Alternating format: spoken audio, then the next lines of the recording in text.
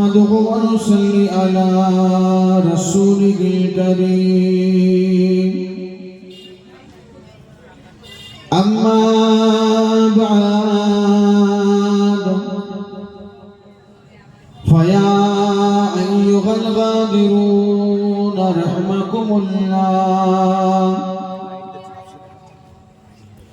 قال الله تعالى في كلامه المزيد والفرقان الحميد: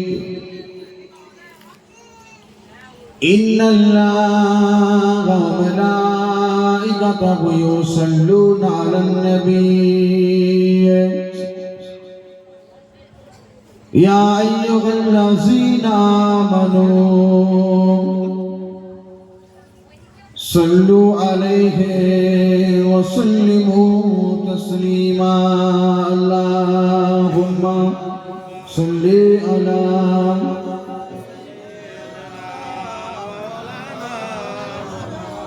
وعلى آله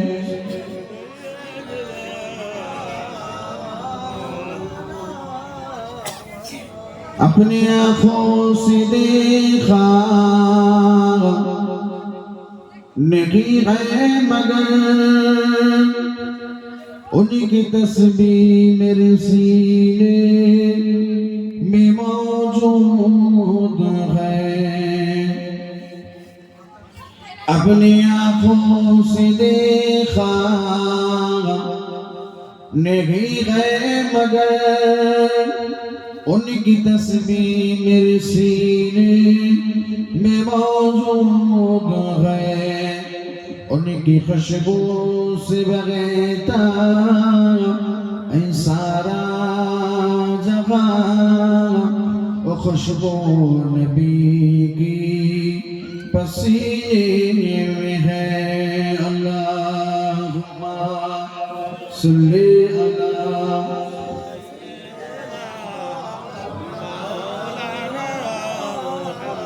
وعلى آله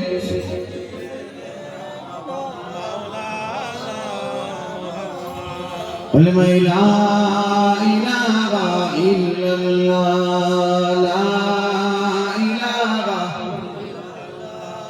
لا إله إلا الله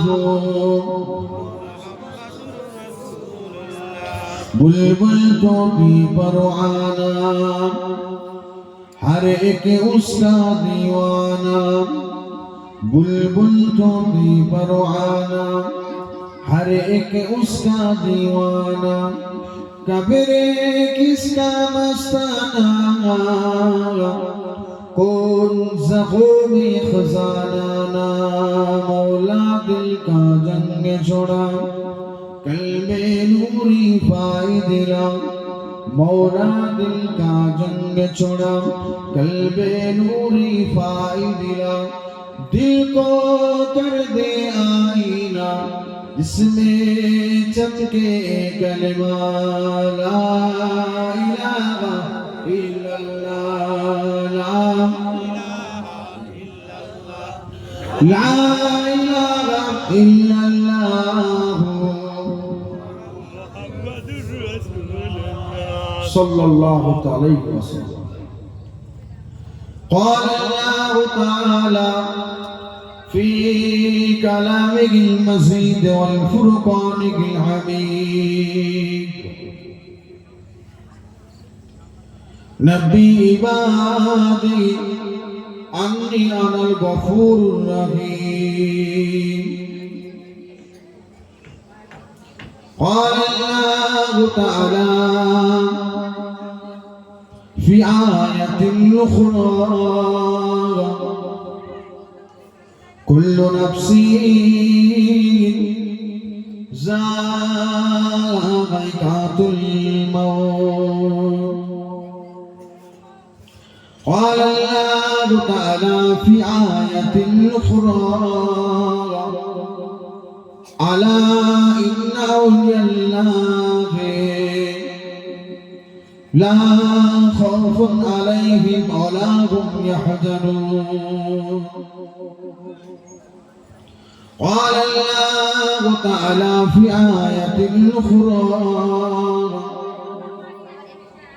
وما أرسلناك إلا رحمة للعالمين قال رسول الله صلى الله عليه وسلم من أحب سنتي فقد أحبني ومن أحبني كان معي في الجنة प्यारे हाज़िरान मजलिस उपस्थित আমার দিনদার ও দিনকার ইমানদার আল্লাহ ওয়ালা নামাজি রোজাদার জাকিরিন সালেহিন মুত্তাকি আল্লাহ পাকের হাজী বান্দা বলে হাফেজে কোরআন মুরব্বি জানাজান গণেরা জওয়ান যুবক ভাই জানেরা পর্দার অন্তরালে আমাদের সকলের মা ও বোন সমবয়স্ক নওজওয়ান যুবকেরা কমিটি সাহেবান গণেরা সামনে বসে থাকা এলাকাবাসী আশেপাশের দূর দূরান্ত থেকে আগত অগণিত আল্লাহ পাকের গুনাহগার বান্দাগণেরা মহান রব্বুল আলামিন আল্লাহ পাকের দরবারে হাজারো লাখো কোটি শুকরিয়া আদায় করি যে রব্বুল আলামিন আল্লাহ পাক আজকের দিন কবুল করে আমাদের সকলকে রিয়াজুল জান্নাত বেহেশতের বাগানে বসার মতন তৌফিক দান করেছেন বলুন আলহামদুলিল্লাহ রব্বুল আলামিন আল্লাহ পাকের দরবারে আরো অসংখ্য শুকরিয়া আদায় করি রব্বুল আলামিন আল্লাহ পাক আজকের দিনে দুই কোটা মুসলমানকে একত্রিত করে অন্যান্য দিনের মতো এদিক ওদিক ছড়িয়ে ছিটিয়ে না রেখে সকলকে একই সঙ্গে ইসালে সওয়াব দোয়ার মজলিসে আল্লাহ পাক হাজির করিয়ে দিয়েছেন বলুন আলহামদুলিল্লাহ জান্নাতের বাগান বেহেশতের বাগানে আজকে আমরা উপস্থিত হয়েছি হাজির হয়েছি গতকালকেও ছিলাম না আগামী কালকেও থাকবো না কিন্তু দুনিয়ার জমিনে আমরা এখন রয়েছি ফজর পর্যন্ত দুনিয়ার জমিনে আমরা থাকবো কিনা তার কোনো গ্যারান্টি আমরা কেউ দিতে পারবো না কোন বান্দা বান্দি দুনিয়ার জমিনে কোন জায়গায় থাকবে কখন কোন সময় অবস্থান করবে কখন কোন সময় কোন জায়গাতে হাজির থাকবে এটাও বলার ক্ষমতা আমাদের নেই আমার আল্লাহ পাক দুনিয়ার জমিনে বান্দা বান্দিদের সব জানিয়েছেন কিন্তু আমার আল্লাহ কিছু জিনিস নিজের কাছে রেখে দিয়েছেন কি কি রেখেছেন দুনিয়ার জমিনে ওয়েদার কখন পরিবর্তন হবে কখন দিন হবে কখন রাত হবে কখন চাঁদ উঠবে কখন চাঁদ অস্ত যাবে কখন সূর্য উদয় হবে কখন সূর্য অস্ত যাবে কোন তারকা কোন দিকে থাকবে কোন তারকা কোন দিকে আলো দেবে এটা আমার আল্লাহ পাক তিনি ঠিক করে রেখেছেন একমাত্র আল্লাহ তিনিই জানেন আর কি জানেন দুনিয়ার জমিনে কে কোন জায়গায় ভূমিষ্ঠ হবে কার কোন অবস্থায় কোন হালাতে দুনিয়ার জমিনে জন্ম হবে কে জন্ম নেবে এটা আমার আল্লাহ পাক তিনিই জানেন আর কেউ না আর কে কখন কোন সময় কোন জায়গাতে কোন অবস্থাতে কোন হালাতে আল্লাহ পাকের ডাকে সাড়া দিয়ে দুনিয়া থেকে বিদায় নিয়ে চলে যাবে মওত হয়ে যাবে এটা আমার আল্লাহ পাক তিনি ঠিক করে রেখেছেন তিনিই জানেন দুনিয়ার কোনো মানুষ বলতে পারবে না কোন মানুষ কোন জায়গায় কোন অবস্থায় থাকবে এটাও আল্লাহ পাক জানেন কোন মানুষটা কি খাবে কি পরবে কখন খাবে কখন কোন কাপড়টা পরবে কখন কোন জিনিসটা গায়ে দেবে তার আখলাক কেমন হবে তার চাল চলন কেমন হবে তার লেবাস পোশাকটা কেমন হবে তার আখলাক চরিত্র কেমন হবে দুনিয়ার মানুষকে বলতে পারবে এটাও আমার আল্লাহ পাক তিনি ঠিক করে রেখেছেন, তিনি জানেন, এটা আমার আল্লাহ পাক তিনার আয়ত্ত রেখেছেন। কোন মানুষটা কালো খাবে, ফর্সা খাবে, বিটে খাবে, লম্বা খাবে, মোটা খাবে, রোগা খাবে, সোজা খাবে, বেঁকা খাবে, গোল খাবে, কি রকম অবস্থায় খাবে, কি রকম আমি আল্লাহ বান্দা বান্দি রূপ কি রকম আল্লাহ করবেন, আকৃতি গঠন কি রকম করবে, এটাও আমার আল্লাহ পাক তিনার আয়ত্তে। দুনিয়ার কোন মানুষ কথা বলতে পারবে না। আর আল্লাহ পাক কি রেখেছেন, কোন বান্দাটা জাহান্নামে যাবে, কোন বান্দা বান্দিটা জান্নাতে যাবে, এটাও আমার আল্লাহ পাক তিনার কাছে আল্লাহ রেখে দিয়েছেন। কিন্তু দুনিয়ার জমিনে আল্লাহ পাক আমাদেরকে পাঠিয়েছেন। যখন বাচ্চা দুনিয়ার জমিনে ভূমিষ্ঠ হয়, ভূমিষ্ঠ হওয়ার আগে ডাক্তারেরা সময় তারিখ বলে দেয় যে এতদিন পর এই সময় এই দিন দুনিয়ার জমিনে বাচ্চা বলেন জন্ম হবে, হতে পারে। এক্সাক্ট টাইম, ডেট, দিন কোন ডাক্তার আজ পর্যন্ত বলতে পারে না।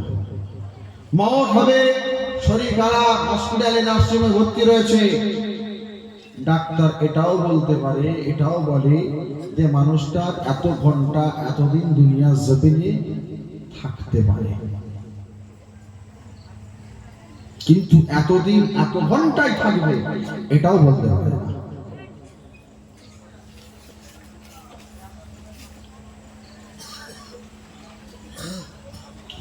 কিন্তু ডাক্তার বলার পরেও যে দিন দেয়, যে সময় দেয়, যে তারিখ দেয়, হয় তার আগে হয় আর না হলে তারপরে। কেউ বলতে পারে না যে রব্বুল আলামিন আল্লাহ পাক আমাদেরকে তৈরি করলেন, সৃষ্টি করলেন, বানালেন। রব্বুল আলামিন আল্লাহ পাক দুনিয়ার জমিনে আমাদেরকে পাঠালেন। দুনিয়ার জমিনে আমরা এসেছি কিসের জন্য? আমাদের কাজ কি, আমাদের টার্গেট কি, আমাদের চিন্তাধারা কি, আমাদের লোকেশন কি, আমাদের ডেস্টিনেশন কি, আমাদের ইচ্ছা, চাওয়া পাওয়া, আশাটা কি? আমাদের প্রত্যেকের মনের আশা, চাওয়া পাওয়া, ইচ্ছা, আমাদের টার্গেট আল্লাহ পাককে বলে রাজি করা, আল্লাহ পাককে খুশি করা। যে দুনিয়া জমিন আল্লাহ পাঠিয়েছেন, আল্লাহ পাককে রাজি খুশি করতে গেলে কি করতে হবে বলে? ইবাদত বান্দেগি, জিকির আজকার করতে হবে। আল্লাহ পাকের হুকুম যেটা আল্লাহ পাক করেছেন, আল্লাহ পাকের হুকুম মোতাবেক আমাকে আপনাকে চলতে হবে, জীবন যাপন করতে হবে। আল্লাহ পাকে যেটা হ্যাঁ বলে দিয়েছেন সেই হ্যাঁয়ের সঙ্গে হ্যাঁ মিলাতে হবে, যেটা আল্লাহ না করে দিয়েছেন সেই নায়ের সঙ্গে না মিলিয়ে দিতে হবে। আখেরি জামানা উল্টো হয়ে গেছে। আল্লাহ পাক যেটা হ্যাঁ করেছেন, করতে বলেছেন, সেটা আমরা না করে দিয়েছি, করি না। আল্লাহ পাক যেটা নিষেধ করেছেন সেইগুলো আমরা বেশি করে করি। দুনিয়া জমিনে আমাদের অন্তরে আল্লাহ পাকের ভয় আছে না? আল্লাহ পাকের গজবের ভয়, আযাবের ভয়, জাহান্নামের ভয়, আল্লাহ পাকের ভয় আমার আপনার প্রত্যেকে বলে অন্তরে আছে। প্রত্যেকে আমরা আল্লাহ পাককে মহাব্বত করি, ভালোবাসি, প্যার করি। প্রত্যেকে নবী পাককে আমরা মহাব্বত করি, ভালোবাসি, প্যার করি। তাহলে আমরা আল্লাহর বান্দা, আমার আল্লাহ পাক বান্দাদের ভালোবাসেন না বাসেন না? আল্লাহ পাকও বান্দাদের ভালোবাসেন। তবে আল্লাহ পাককে রাজি খুশি করতে গেলে একটা জিনিস আপনাকে আমাকে ফলো করতে হবে। কি জিনিস? কোনটা ফলো করতে হবে? যারা দুনিয়া জমিনে থেকে আল্লাহ পাককে রাজি খুশি করে নিয়েছে, তিনাদেরকে ফলো করে চলতে হবে, তিনাদের সঙ্গ নিয়ে আমাকে আপনাকে চলতে হবে, তবে আবার আপনার লাভ হবে, তবে আমি আপনি আল্লাহ পাককে রাজি করতে পারবেন, খুশি করতে পারবেন। কেন? তিনারা কিভাবে চলেছেন দেখবো, শুনবো, শিখবো, সেইভাবে আমরা চলবো। তিনারা কি করেছেন আমরা দেখবো, শুনবো, সেইটাও আমরা করব, সেইভাবে আমরা জীবন যাপন করব, সেইভাবে আমরা দুনিয়াদারি করব। তিনাদের সঙ্গে সম্পর্ক তৈরি করতে হবে, কানেকশন তৈরি করতে হবে। আচ্ছা বলেন তো, এই যে লাইট গুলো জ্বলছে, কটা তার আছে? কটা? চারটে? দুটো। একটা নেগেটিভ, একটা পজিটিভ। এখন দুটো তার, নেগেটিভ আর পজিটিভ। এখন নেগেটিভ তারটাকে নিয়ে যদি পজিটিভ তারে জুড়ে দেওয়া হয়, লাইটগুলো এর থেকে বেশি আলো হবে, তাই তো? কি হবে? শর্ট হয়ে যাবে, খারাপ হয়ে যাবে, নষ্ট হয়ে যাবে। তাহলে জ্বালাতে গেলে নেগেটিভ নেগেটিভে, পজিটিভ পজিটিভে দিতে হবে। আল্লাহ পাককে রাজি খুশি করতে গেলে আমাকে আপনাকে সম্পর্ক তৈরি করতে হবে, কানেকশন তৈরি করতে হবে, তাল্লুক ঠিক রাখতে হবে। আর সম্পর্ক করবেন কার সাথে? কানেকশন করবেন কার সাথে? সম্পর্ক করতে গেলে, কানেকশন করতে গেলে খুব বুঝে শুনে চিন্তা ভাবনা করে করতে হবে। আর যদি বলেন না যেমন তেমন করে জুড়ে দিলে হয়ে গেল, যেমন তেমন করে কানেকশন করে দিলেই হয়ে গেল, তাহলে কি হবে? ফেজ আর নিউট্রন যদি এক জায়গায় হয়ে যায়, ওই রকম আমাদের হালাতটাও হয়ে যাবে।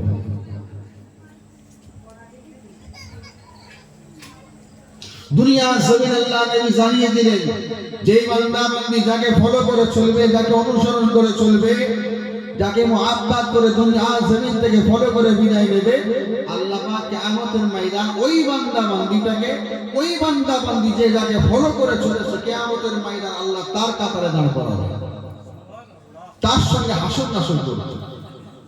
এখন দুনিয়া জমিনে ফলো করবেন কাকে? দুনিয়া জমিনে মানবেন কাকে? দুনিয়া জমিনে কার সঙ্গে নিজের কানেকশনটা করবেন? এই যে লাইট গুলো সব জ্বলছে, প্রত্যেকটা একটা একটা করে তার আছে তো? প্রত্যেক লাইট একটা করে তার আছে তো? আর মেন একটাই, মেন লাইন একটা এসেছে, এই লাইনটা গিয়ে, তারটা গিয়ে মেন লাইনের সঙ্গে বলেন কানেকশন হয়েছে, যোগ হয়েছে, লাইন আল্লাহ পাক দিয়েছে। কিন্তু আমার আপনার কানেকশনটা সেখানে গিয়ে করতে হবে, লাইনটা জুড়তে হবে। জুড়তে গেলে একটু ভাবনা চিন্তা করতে হবে। কি ভাবনা চিন্তা? দুনিয়ার জমিনে ঈমানদার আছে, বেঈমানও আছে। দুনিয়ার জমিনে মুমিন আছে, মুত্তাকি আছে, আল্লাহওয়ালা আছে। দুনিয়ার জমিনে মুশরিক আছে, মুরতাদ আছে, মুনাফিক আছে। এখন সম্পর্ক করতে গেলে কার সঙ্গে হবে? চোখ বন্ধ করে যদি হাঁটে কি হবে? বলেন, পা আপনি দুটো রয়েছে, আপনি হাঁটছেন, একটা পা তুলেছেন, পা সামনে ফেলবেন, ফেলতে গেলে যেখানটায় পা আপনি রাখবেন, দেবেন, ওই জায়গাটা দেখতে পাবে তো? এ তো মাটি, মাটির উপরে হাঁটছেন, আর পা ফেলতে গেলে দেখতে যাবে মাটিটা শক্ত আছে না নরম আছে। যদি শক্ত মাটি থাকে পা রাখবেন, কোনো অসুবিধা না, নরম মাটি হলেই তো পা ফুটে যাবে। এখন যদি বলেন না চোখ বন্ধ করে আছি, চোখ বন্ধ করেই হাঁটবো, হাঁটতে গেলে সামনে গর্ত থাকবে, বুঝতেও পারবেন না, গর্তে পা পড়ে গেলে হাত পা ভেঙে যাবে। ক্ষতি কার? নিজের হবে। তারা সম্পর্ক করেছেন কারা? তাল্লুক করেছেন কারা? লাইন ঠিক করেছেন কারা? কানেকশন করেছেন কারা? কারা সম্পর্ক করে আল্লাহ পাককে রাজি খুশি করেছে, তিনাদের থেকে আমাকে আপনাকে শিক্ষা নিতে হবে, তিনাদের ফলো করতে হবে, তিনাদের সঙ্গে কানেকশন করতে হবে, তাল্লুক তিনাদের সঙ্গে করতে হবে, সম্পর্ক তিনাদের সঙ্গে তৈরি করতে হবে। আর তিনাদের সঙ্গে সম্পর্ক যদি করতে পারে তাহলে কি হবে? কিয়ামতের ময়দান আল্লাহ পাক যদি জাহান্নামী ঘোষিত করে দেন, বান্দাকে ডাকবেন, বান্দা আমি আল্লাহ তোমায় জাহান্নামী ঘোষণা করে দিলাম, শোনো। জাহান্নামে যাওয়ার আগে শোনো, দুনিয়া জমিনে এমন কোন আমার বান্দাকে কি তুমি চিনতে, পরিচয় আছে, সম্পর্ক আছে, যে বান্দা আমি আল্লাহ আমাকে রাজি করে দিয়েছি? আল্লাহ পাক সম্পর্ক নাই, চিনি না, যাও জাহান্নামে যাও। বান্দা যাবে, শোনো, এমন কোন বান্দাকে চেনো যে বান্দা আমি আল্লাহ আমাকে খুশি করেছে, ওই বান্দার সঙ্গে আরেকটা বান্দার সম্পর্ক আছে? আল্লাহ পাক চিনি না। আচ্ছা বান্দা, দুনিয়া জমিনে তুমি এমন কোন বান্দাকে চেনো যে বান্দার সঙ্গে আরেক বান্দার সম্পর্ক, ওই বান্দার সঙ্গে আরেক বান্দার সম্পর্ক, ওই বান্দার সঙ্গে আরেক বান্দা, ওই বান্দার সঙ্গে আরেক বান্দা, আর ওই বান্দার সঙ্গে সম্পর্ক আমি আল্লাহ? চেনো? পরিচয় আছে, সম্পর্ক আছে? বান্দা যদি বলে দেয় আল্লাহ এই রকম একজন বান্দাকে আমি চিনি, আল্লাহ পাক জানিয়ে দেবেন, বান্দা যাও, তোমার আগে পরে সব মাফ করে আমি আল্লাহ তোমাকে নাজাত দিয়ে জান্নাত দিয়ে দিলাম। জোরে বলেন সুবহানাল্লাহ। কেন? সম্পর্ক থাকার কারণে। কাদের সঙ্গে? আল্লাহর সঙ্গে যার সম্পর্ক ছিল, আল্লাহ পাকের সঙ্গে যারা সম্পর্ক করে নিয়েছে, তিনাদের সঙ্গে সম্পর্ক আল্লাহ নাজাত দিয়ে দেবেন। সম্পর্ক করবে বুঝে শুনে করতে হবে। করেছেন কারা? তিনাদের থেকে শিক্ষা নেন, তিনাদের সঙ্গে সম্পর্কটা তৈরি হবে। আল্লাহ নবী কাবা বাইতুল্লাহ শরীফ তাওয়াফ করেন। ও যুবকের আব্বারা, নবী পাকের গুনাহগার উম্মতিরা, আল্লাহ নবী কাবা বাইতুল্লাহ শরীফ তাওয়াফ করেন। কোন কাবা বাইতুল্লাহ শরীফ? কাবা বাইতুল্লাহকে কে তৈরি করেছে? আমাদের আদি পিতা হযরত নবী আদম আলাইহিস সালাম কাবা তৈরি করলেন। পরবর্তী সময় আমার আল্লাহ পাক আমাদের জাতির পিতা হযরত নবী ইব্রাহিম আলাইহিস সালামকে হুকুম করেছিলেন, ও হযরত নবী ইব্রাহিম, আপনি আমি আল্লাহ আমার জন্য কাবা তৈরি করে। নবী ইব্রাহিম আলাইহিস সালাম কাবা তৈরি করলেন। পরবর্তী সময় কাবা বাইতুল্লাহ যখন সংস্কার করা হয়, আল্লাহ পাক দুনিয়ার মাঝে হাবিবুল্লাহকে তৈরি করালেন। ও যুবকের আব্বারা, ও আমার নবী পাকের গুনাহগার উম্মতিরা, আল্লাহ নবী সে কাবা বাইতুল্লাহ শরীফ তাওয়াফ করতে লাগলেন। কোন কাবা বাইতুল্লাহ শরীফ? যে কাবা বাইতুল্লাহ শরীফটা আগে মক্কার কুফারদের কাছে আন্ডারে ছিল, মক্কার কুফারদের কাছে ছিল, মক্কার কুফারেরা দখল করে রেখেছিল। আমার রব্বুল আলামিন আল্লাহ পাক মক্কাকে ফতেহ করে দিলেন। আল্লাহ পাক আমার রব্বুল আলামিন আল্লাহ পাক কাবাকে ফতেহ করে দিলেন। আমার আল্লাহ পাক কাবাকে ইমানদারদের কাছে তুলে দিলেন। কাবার দায়িত্ব আমার আল্লাহ ইমানদারদের কাছে পাঠিয়ে দিলেন। আল্লাহ নবী কাবা বাইতুল্লাহ শরীফের সামনে দাঁড়িয়ে গেলেন। আল্লাহ নবী সাহাবাগণেরা দাঁড়িয়ে আছেন। আল্লাহ নবী হুকুম দিতে লাগলেন, আল্লাহ নবী ঘোষণা দিলেন, আল্লাহ নবী জিজ্ঞাসা করলেন, ও সাহাবাগণেরা, আজকে আমার আল্লাহ পাক মক্কাকে ফতেহ করে দিয়েছে, কাবাকে আল্লাহ ফতেহ করে দিয়েছে, আমার আল্লাহ পাক কাবাকে ইমানদারদের কাছে তুলে দিয়েছে। আজকে কাবা বাইতুল্লাহ জমিনে তো আযান দিতে হবে, আযানটা কে দেবে? আযান হবে, আযান কে দেবে? দিতে হবে তো হুজুর, আযান দিতে হবে। কে দেবে?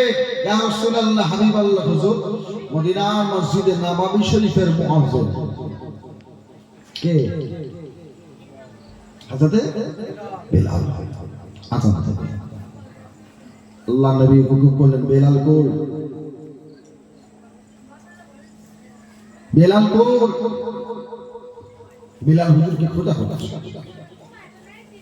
সাহাবা হুজুররা হযরত বেলাল হুজুরকে দেখতে পাচ্ছেন না, মনে মনে করছেন যুদ্ধ শেষ হয়ে গেছে, আল্লাহ মক্কা ফতেহ করে দিয়েছে, হযরত বেলাল মনে হয় মদিনা শরীফে ফিরে চলে গেছে। আমার মনে মনে করছেন আল্লাহ নবী এখানে হাজির আছেন, ইজাজত দিলেন না, হযরত বেলাল চলে যাবে? হযরত বেলাল হুজুরকে খোঁজা চলছে, কই বেলাল? হুজুর বেলালকে দেখতে পাওয়া যায় না। আল্লাহ নবী ডাকলেন, বেলাল, লাব্বাইক ইয়া রাসূলুল্লাহ হাবিবাল্লাহ। বেলাল কোথায়? ইয়া রাসূলুল্লাহ হাবিবাল্লাহ। বেলাল কাবা শরীফের ছাদের উপরে। এর বলা যাবে না? কোথায়? উপরে। এখানে হাজী সাহেব আছেন তো? হাজী সাহেব জিজ্ঞাসা করবেন, কাবা শরীফ কত উঁচু? একটা পাইপ আছে কাবা শরীফে, যে পাইপটাকে বলা হয় নিজামে রহমান। পানি বের হয়, কিসের পানি? আল্লাহ পাকের যখন হুকুম হয় পানি হয়, পানিটা কাবা শরীফের ছাদে পড়ে, ওই পানিটা পাইপ দিয়ে নিচে নেমে যায়। বাড়ির ছাদে পাইপ লাগাই না, যে জায়গায় পানিটা পড়ে ওই জায়গাটার নাম হলো হাতিমে কাবা।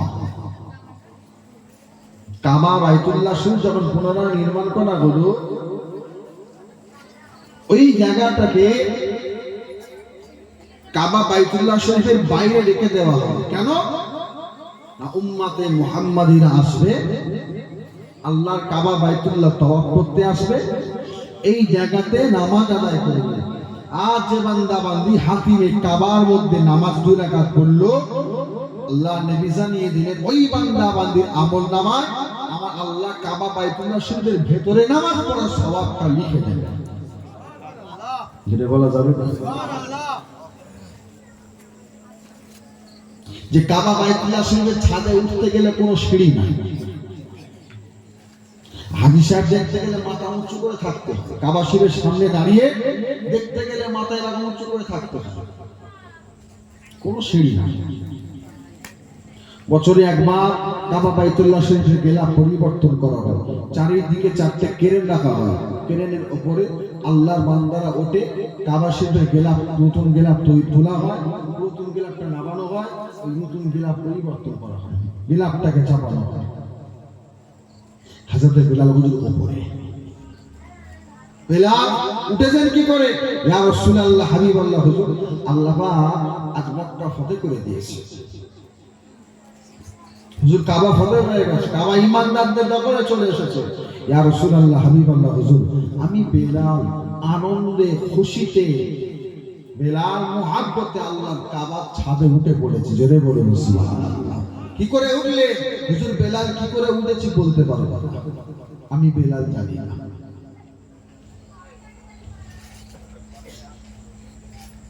আল্লাহ নবী ঘোষণা করলেন, বেলাল আযান দিতে হবে। আযান? হুজুর হুকুম দেন, হুকুম দেন। আল্লাহ নবী হুকুম দিলেন, বেলাল আযান দেন। হযরত বেলাল হুজুর কাবা বাইতুল্লাহ শরীফের ছাদে ঘুরছে। বেলাল আযান দেন। ইয়া রাসূলুল্লাহ হাবিবাল্লাহ হুজুর, আযান তো বেলাল দেব, বেলাল তো আযান দেব, দেব কিভাবে? কিভাবে দেব? কেন বেলাল? না, ইয়া রাসূলুল্লাহ হাবিবাল্লাহ হুজুর, আপনি তো বলে দিয়েছেন, আপনি তো বলেছেন। আল্লাহ নবী জিজ্ঞাসা করেন, বেলাল আমি রাসূলুল্লাহ কি বলেছি, কি জানিয়েছি? হযরত বেলাল হুজুর জানিয়ে দিলেন, ইয়া রাসূলুল্লাহ হাবিবাল্লাহ হুজুর, মদিনা শরীফে একটি মসজিদ আছে, যে মসজিদটার নাম হলো মসজিদে কিবলাতাইন। ইয়া রাসূলুল্লাহ হাবিবাল্লাহ হুজুর, আপনি মসজিদে 4 রাকাতের নামাজে নিয়তে দাঁড়িয়ে গিয়ে 2 রাকাত নামাজ আপনি আদায় করে নিয়ে তৃতীয় রাকাতে আপনি উঠে দাঁড়িয়ে গিয়ে উল্টো দিকে ঘুরে গেলেন। ইয়া রাসূলুল্লাহ হাবিবাল্লাহ হুজুর, আপনি যখন নামাজ সমাধা করে নিলেন, আপনি সাহাবাদেরকে জিজ্ঞাসা করেছিলেন, ও আমার সাহাবাগণেরা, আপনারা কেন ঘুরে গিয়েছেন? ইয়া রাসূলুল্লাহ হাবিবাল্লাহ হুজুর, আমাদের সামনে যারা রয়েছে তারা ঘুরে গিয়েছে, তাদেরকে দেখা দেখি আমরা ঘুরে গিয়েছি, আপনারা কেন ঘুরেছেন? ইয়া রাসূলুল্লাহ হাবিবাল্লাহ হুজুর, আমাদের পূর্বে যারা ছিল তারা ঘুরে গেছে, আমরা ঘুরে গিয়েছি, আপনারা কেন ঘুরেছেন? হুজুর, আমাদের আগে যারা ছিল তারা ঘুরে গিয়েছে, আমরা ঘুরে গিয়েছি। ও আমার সাহাবাগণেরা, আপনারা কেন করে গিয়েছে ইয়া রাসূলুল্লাহ হাবিবাল্লাহ আমাদের সামনে আগে যারা ছিল এরা ঘুরেছে আমরা ঘুরে গিয়েছি ও যুবকের একবারে আমার নবী পাকের গুনাহগার উম্মাতিরা আল্লাহ নবী জিজ্ঞাসা করতে লাগে আমার সাহাবাগণেরা আপনারা কেন ঘুরে গিয়েছেন ইয়া রাসূলুল্লাহ হাবিবাল্লাহ বলো হযরত বিলাল ঘুরেছে ওমর ঘুরেছে উসমান ঘুরেছে আলী ঘুরেছে আল্লাহ রাসূলুল্লাহ হাবিবাল্লাহ হুজুর আপনার হিজরতের সাথে আপনার বন্ধু আবু বকর ঘুরে গিয়েছে ইনাদেরকে দেখে আমরাও ইনাদের সাথে সাথে ঘুরে গিয়েছি ও আমার সাহাবাগণেরা আপনারা কেন ঘুরেছেন ইয়া রাসূলুল্লাহ হাবিবাল্লাহ হুজুর আপনি ঘুরে গিয়েছে আপনাকে দেখা দেখি আমরা ঘুরে গিয়েছি কেননা হুজুর আপনি তো আমাদের ইমাম আপনি তো আমাদের নেতা আপনি তো আমাদের লিডার আপনি তো আমাদের অভিভাবক আপনি তো আমাদের সব কিছু